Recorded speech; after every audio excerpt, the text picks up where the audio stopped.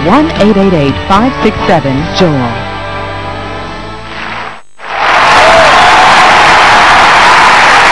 God bless you.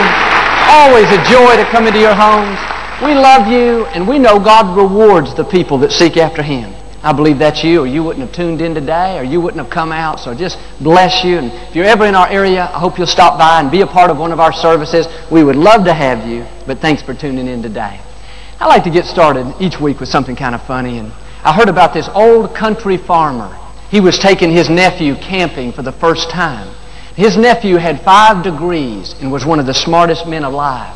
They set their tent up and quickly fell asleep. In the middle of the night, the farmer said to the nephew, "Look up, what do you see?" The nephew said, "I see millions of stars." He said, "I know that, but what does that tell you?" He said, "Astronomically, that tells me there are billions of galaxies. Meteorologically, that tells me it's going to be a beautiful day. Theologically, that tells me God is a great creator. What does it tell you?" The old farmer shook his head, said, "It tells me somebody stole our tent." All right, hold up your Bible. Say it like you mean it. This is my Bible. I am what it says I am. I have what it says I have. I can do what it says I can do. Today I will be taught the Word of God. I boldly confess, my mind is alert, my heart is receptive. I will never be the same. In Jesus' name, God bless you. I want to talk to you today about choosing faith instead of fear. Now, all through the day, we have the choice to either believe that God is in control, believe that He's taking care of us, believe that good things are in store, or we can go around worried, expecting the worst, wondering if we're going to make it. I hear people say, "I'm afraid I'm going to lose my job. I'm afraid this marriage is not going to last. Or I'm afraid my child is going to get mixed up with the wrong crowd." They don't realize it, but they're choosing fear instead of faith.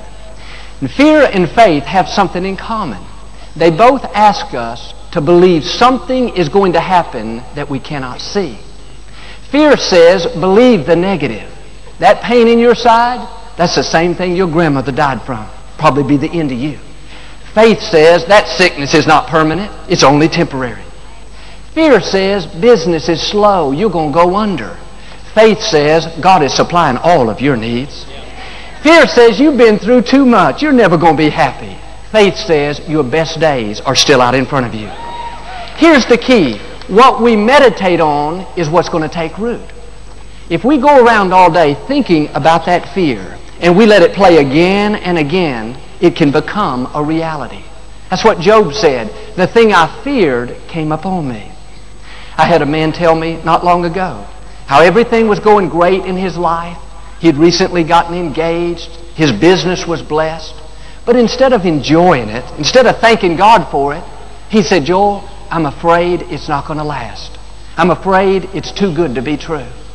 I told him what I'm telling you. When you act on fear like that, you are drawing in the negative. You are actually helping that fear come to pass.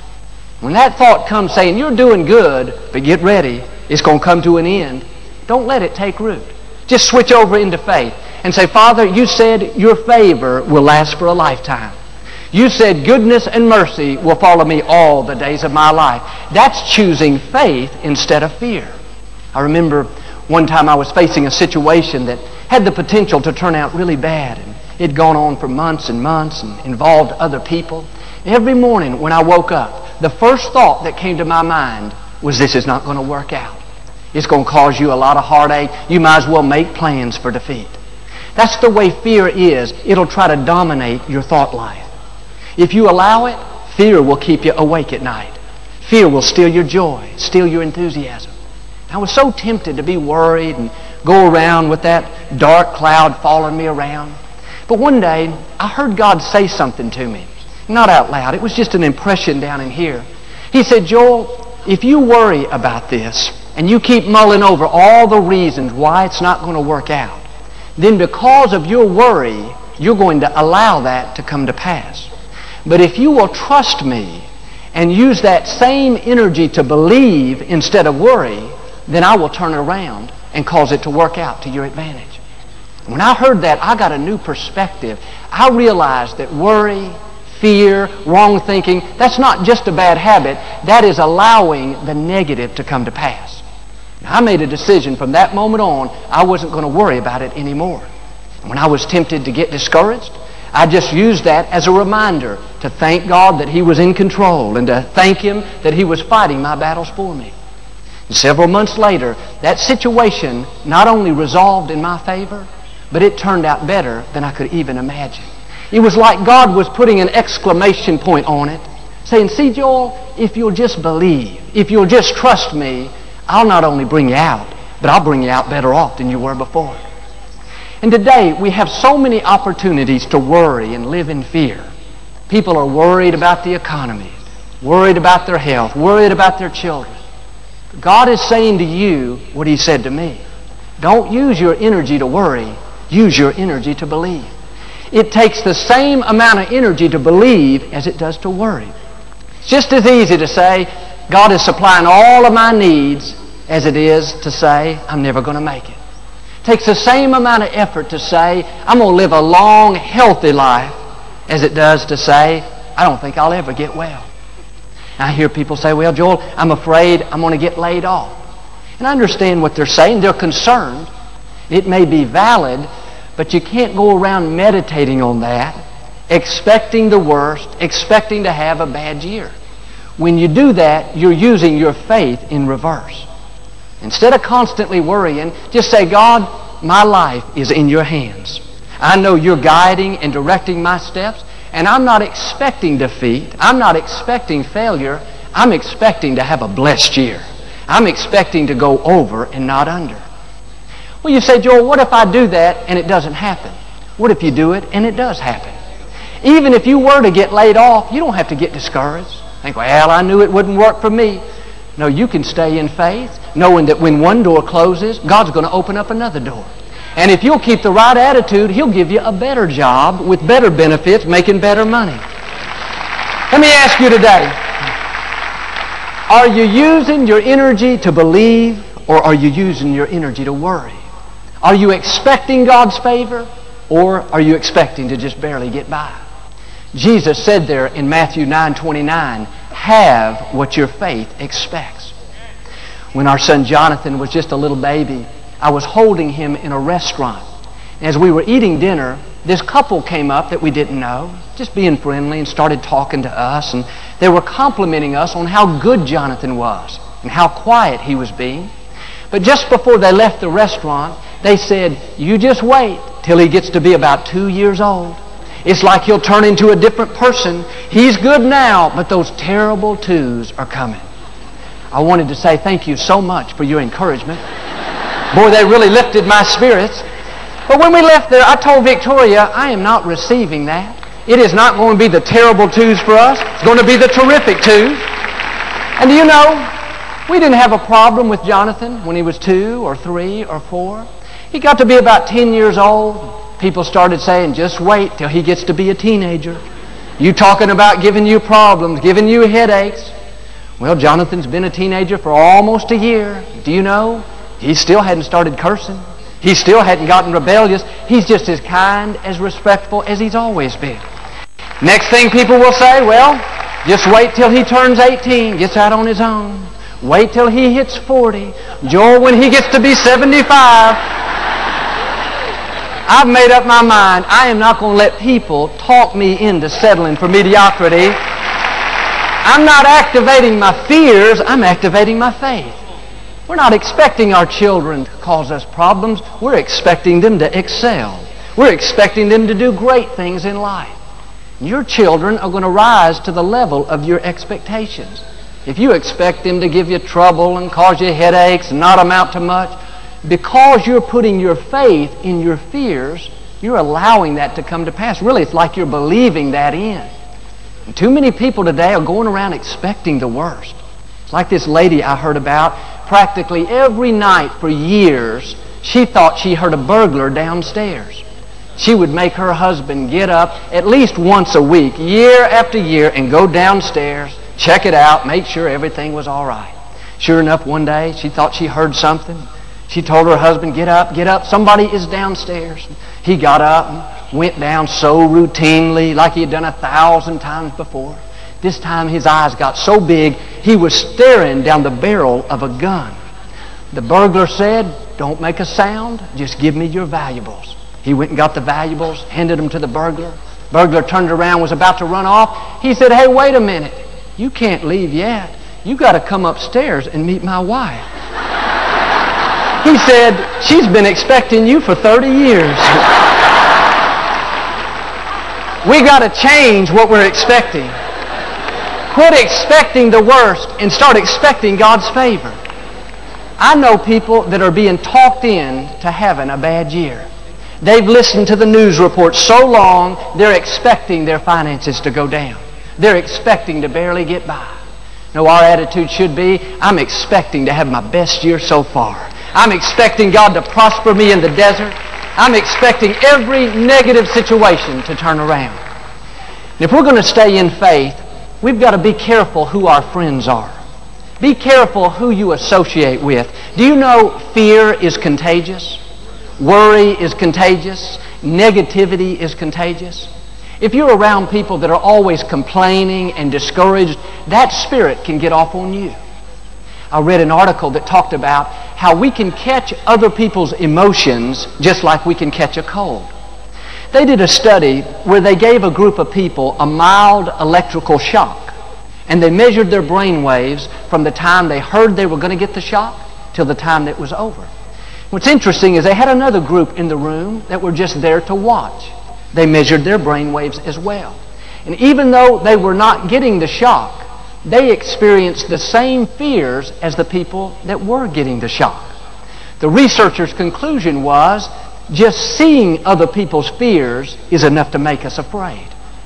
If your friends are constantly complaining, talking about how bad it is and how they're not going to make it, and they've got that report of doom and gloom, let me give you some good advice. Find some new friends. That worry, that fear, that discouragement is contagious. If you stay around them long enough, there's a good chance you're going to catch what they have. I know you love your friends. You don't have to be rude. Don't go announce to them tomorrow morning, "Joel told me you're contagious, man. I'm staying away from you." No, be more tactful than that. And do me a favor, don't use my name either. You can be kind, you can be respectful, but just gradually begin to pull back and don't spend as much time with them. You shouldn't go to lunch every day with somebody that's always crying the blues and talking about how bad the economy is. You can't do that and not expect it to affect you. And I know some of you may have to be around people like that. Maybe co-workers like that and you don't have a choice. Perhaps you married somebody like that.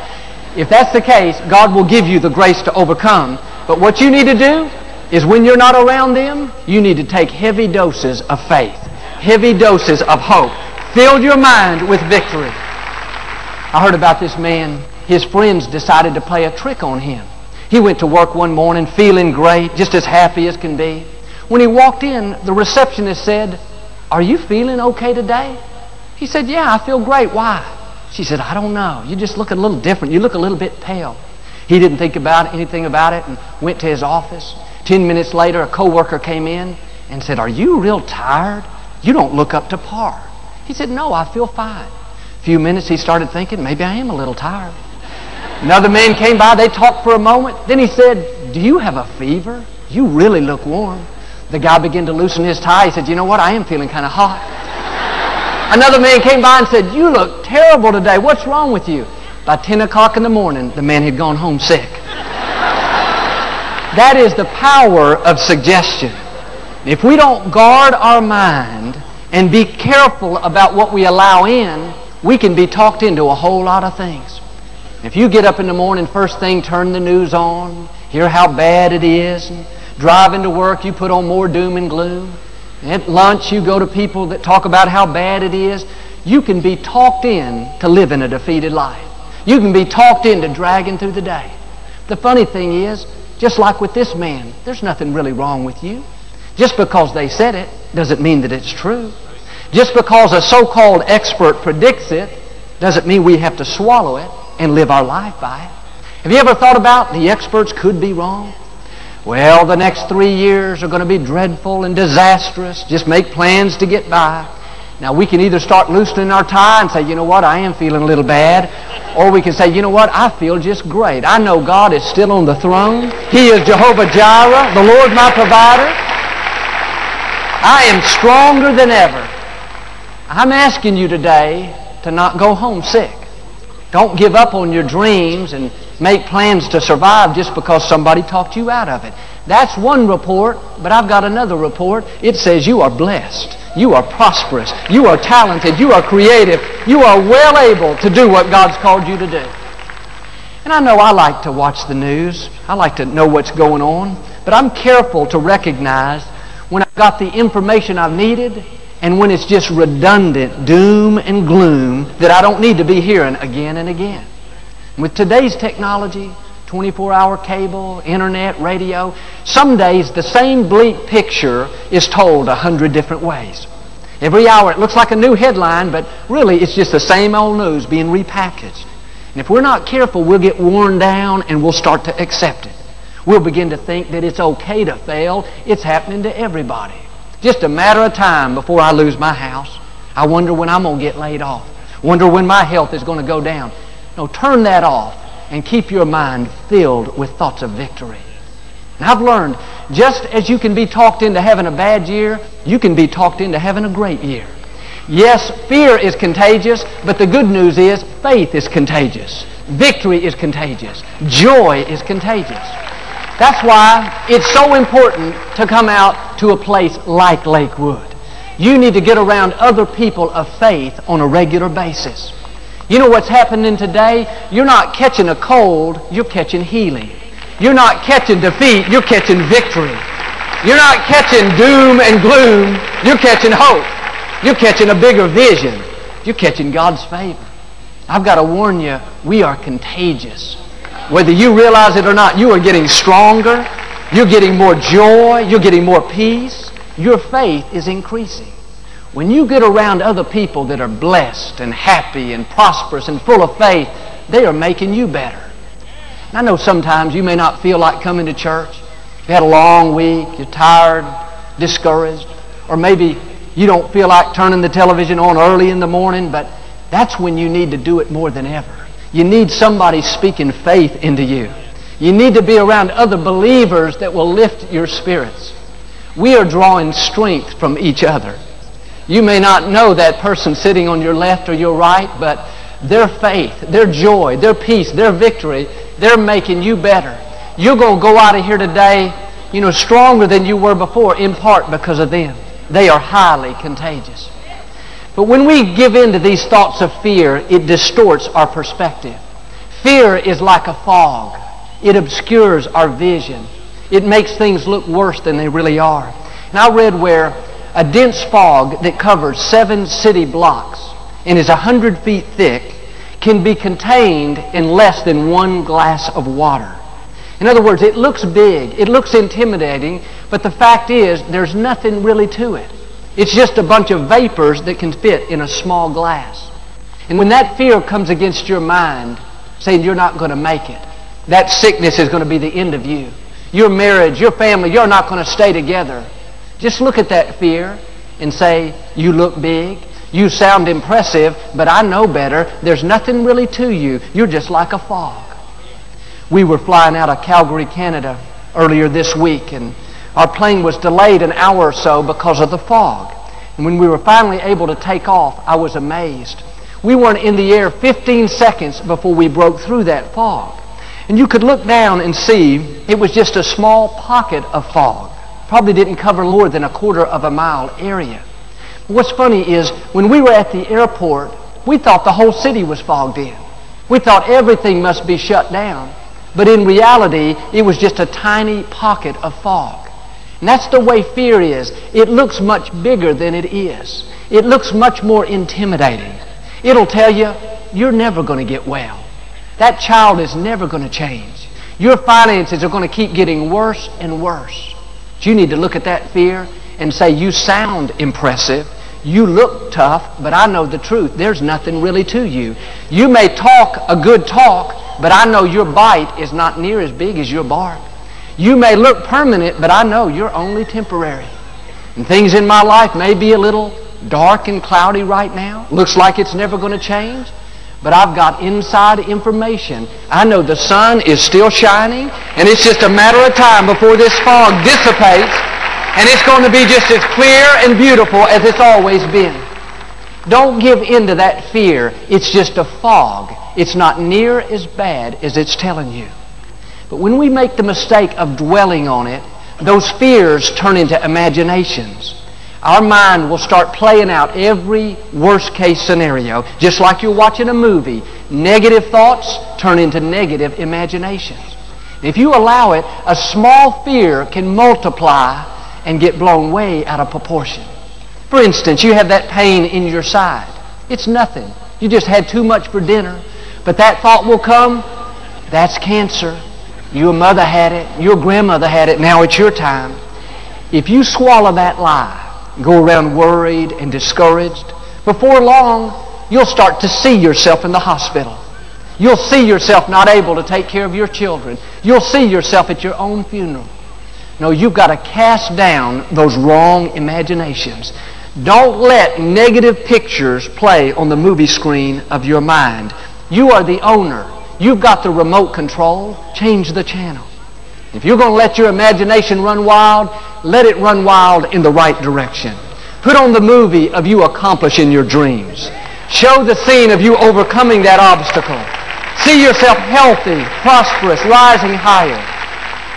You've got to do it by faith. In the natural, it may look like your family is never going to stay together. But your attitude should be, I'm changing the channel. I'm not watching that movie. I see my family restored. I see my children excelling. I see us fulfilling our destiny. You've got to choose the right channel. Some of you today, you would go to a new level if you'd just be more disciplined in your thought life and not allow those negative images to constantly play. I heard about this 23-year-old woman. She went to the grocery store and got some groceries, and she got back in her car and sat down, and she heard a loud noise and felt something hit the back of her head. She thought she had been shot. She reached up and felt what she thought were her brains coming out. She initially passed out. She woke up a few minutes later and sat there motionless for over an hour holding the back of her head. A gentleman walked by and noticed that something was wrong. He called the police. The police showed up and asked her to open the car door. She said she couldn't. She had been shot and she was holding her brains in. The police broke open the window and they discovered a can of Pillsbury biscuits had exploded. That dough had hit the back of her head. That's what she thought was her brains. Don't let your imagination run wild in the wrong direction. That is a true story, and I've got to tell you, she was blonde. But some of us today, y'all are not even listening to me now. Some of us today kind of feel like we've been shot. The economy's bad, we've got a health issue, got this big problem. God is saying, you're fine. It's not what you think. It's just a loud noise, but this too shall pass. Put on the right channel. Don't allow those negative images to play in your mind. I remember about a year after I first started ministering, the church was really growing, and we decided to take a step of faith and start a second Sunday morning service. And so I announced that on the first Sunday of the year 2000, we were going to start this new morning service. And that was in October. And so I had several months to think about it. And during that time, I had all these negative thoughts come, telling me that it was a big mistake. Nobody was going to come. And I was going to get there and look like a fool. All these fears were coming against my mind. And I did my best to stay in faith. But one night I had a dream. A better description would be a nightmare. And in this dream, it was that first Sunday of the new service. But when I walked out to minister, there was not one person in the auditorium. Not Victoria, not my mother, not one choir member, not one usher, nobody. I woke up in a cold sweat. The enemy was working overtime on my mind. He said, Joel, there's still time to cancel it. You can still call it off and maybe halfway save face. It was very difficult to get that image of an empty auditorium out of my mind. I didn't tell anybody about the dream, but I was a little bit worried about it. The week of that first service, I saw my mother, and I was talking to her and just kind of asked her nonchalantly, trying to get some information out of her. I said, "Mother, are you coming to the new service this weekend?" She said, "Joel, does it start this week?" I thought, dear God, that dream might have been a prophecy. I said, "Yes, it starts this week, Mother, and you need to bring your friends, enemies, cousins, relatives, and ancestors." I had to do what I'm asking you to do. When those negative images came up, I kept changing the channel. I made up my mind. I wasn't going to watch the empty auditorium channel. I wasn't going to watch the defeat channel. I wasn't choosing the fear channel. I put on a different movie. Through my eyes of faith, I saw that place full. I kept telling myself, this fear is just a fog. It's trying to intimidate me, but I know there's nothing really to it. I pulled up the first Sunday of the year 2000. I got there like an hour early. I'll never forget, when I pulled in, one parking lot was already totally full. There were over 6,000 people at that new service. They've been coming ever since then. What am I saying? You've got to cast down those wrong imaginations. Do not let those negative pictures play on the movie screen of your mind. You've got the remote control. Change the channel. Don't be talked into having a down year. I'm trying to talk you into having a great year. There is no obstacle too big for you, no enemy too powerful. Our God is all-powerful. And you may not see how it can happen, but don't use your energy to worry. Use your energy to believe. God has brought you through in the past, and He is going to bring you through in the future. Surround yourself with people of faith, people that speak victory into you. And if you'll be disciplined in your thought life and learn to choose faith instead of fear, let me just declare it. You're going to overcome every obstacle. You're going to defeat every enemy. And you're going to see every dream, every promise God put in your heart, it will come to pass. Amen. Do you receive that today? I know you do. Well, we never like to close our broadcast without giving you an opportunity to make Jesus the Lord of your life. Would you pray with me? Just say, Lord Jesus, I repent of my sins. Come into my heart. I make you my Lord and Savior. Friends, if you prayed that simple prayer, we believe you got born again. Get in a good Bible-based church. Keep God first place. He'll take you places you've never even dreamed of. For more information, call 1-888-567-JOEL.